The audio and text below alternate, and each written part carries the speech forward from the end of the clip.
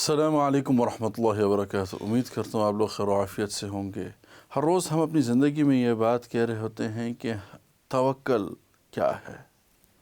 اللہ تعالیٰ قرآن میں فرماتے ہیں وَمَن يَتَوَكَّلْ عَلَى اللَّهِ فَهُوَ حَسْبُهُ، کہ جو اللہ پر توکل کر لے پھر وہ اس کے لیے کافی ہے۔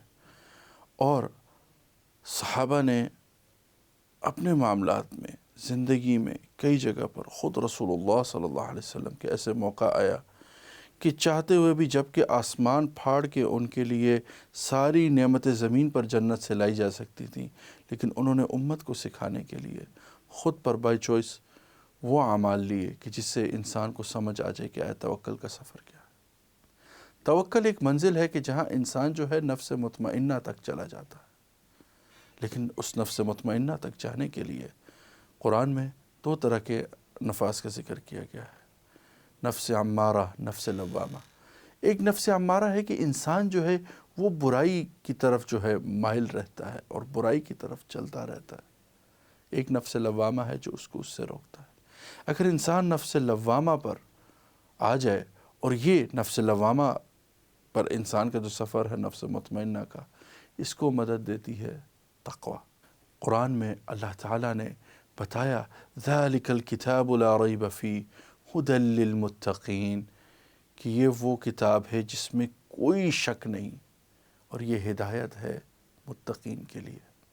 متقین کا صاف بہت سے مفہوم معنی اللہ نے خود ان کی تعریف جو ہے اسی سے آگے آیات میں فرمائی الذین یؤمنون بالغیب، کہ وہ اللہ کے غیب پر ایمان لائیں، ویقیمون الصلاۃ، نماز قائم کریں، ومما رزقناہم ینفقون، کہ اور وہ مال میں سے خرچ کرتے ہیں اور جو ان کو عطا کیا گیا ہے، والذین یؤمنون بما انزل الیک وما انزل من قبل، اور جو ان سے پہلے نازل ہو اور جو ان کے سامنے نازل ہو اس پر ایمان رکھتے ہیں، وبالآخرۃ ہم یوقنون، اور آخرت کے ہونے پر ان کا کامل یقین ہے، اولئک علی ھدی من ربہم وَأُولَئِكَ هُمُ الْمُفْلِحُونَ، اور یہ اللہ کی ہدایت یافتہ لوگ ہیں اور یہی فلاح پانے والے ہیں۔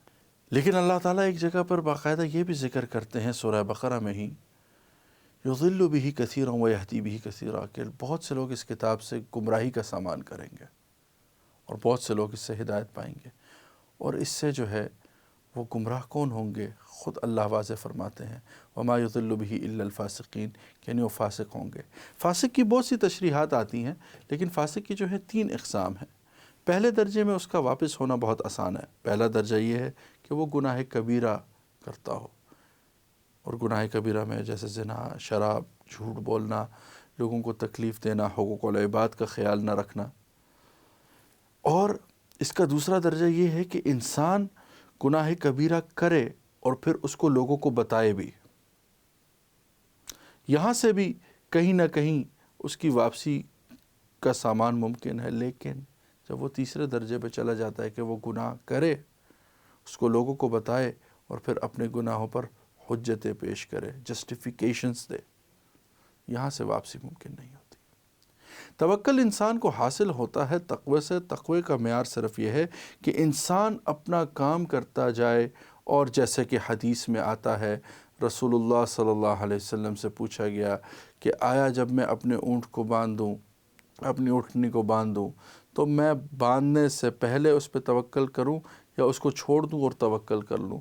تو رسول اللہ صلی اللہ علیہ وسلم نے کہا اعملوا وتوکلوا، پہلے عمل کرو پھر توکل کرو۔ یہاں تک کہ حضرت مریم سلام اللہ علیہا کے واقعہ پہ آپ غور کے وَهُزِّي إِلَيْكِ بِجِذْعِ النَّخْلَةِ تُسَاقِطْ عَلَيْكِ رُطَبًا جَنِيًّا، کہ انہیں کہا گیا کہ کھجور کے تنے کو ہلاؤ، حالانکہ وہ اس تکلیف میں ہیں۔ اگر اس کا اندازہ لگایا جائے تو اس وقت کہتے ہیں کہ جتنی انسان کی ہڈیاں ہوتی ہیں، جتنی وہ ساری ٹوٹنے کی تکلیف ہوتی ہے، اتنی انسان کو تکلیف ہوتی ہے، لیکن اللہ نے کہا ہلاؤ۔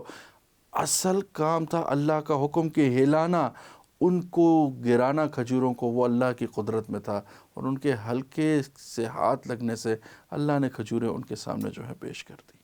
یہ توکل ہے۔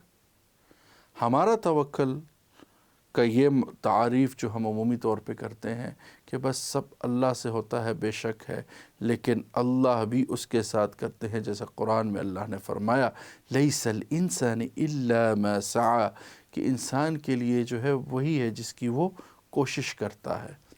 اور جب انسان کوشش کرتا ہے تو اللہ تعالیٰ اس کے ساتھی ہو جاتے ہیں اور اللہ تعالیٰ اس کی مدد کرتے ہیں۔ اور اللہ کی مدد انہی کے لیے ہے، جیسے کہ قرآن میں ہم نے واضح دیکھ لیا کہ ہدایت یافتہ لوگ وہی ہیں جو تقوی کو اختیار کرتے ہیں، اپنی زندگی کو اللہ کے احکامات کے ساتھ جوڑیں، اللہ کی طرف اسے متوجہ کریں، اور صرف یہ نہیں کہ آپ کے سجدے جو ہیں وہ لمبے ہوں، بلکہ آپ کا چلنا پھرنا بھی ایسا ہو کہ آپ سے کوئی تکلیف نہ اٹھائے۔ یہ متقی ہونے کی پہلی نشانی ہے۔ آپ کے سارے اعمال جو آپ اللہ کے لیے کرتے ہیں اس کے جواب تو آپ وہاں دیں گے، لیکن جو آپ دوسروں کے ساتھ کرتے ہیں، یاد رکھیے کہ ایک شہید بھی جس کا بہت بڑا مقام ہے، اگر قیامت کے دن اس پر بھی کوئی حق کا دعوے دار نکل آیا تو وہ بھی اس دن حق دیے بغیر آگے نہیں جا سکے گا۔ توکل عمل کے ساتھ کیجیے۔ السلام علیکم ورحمۃ اللہ۔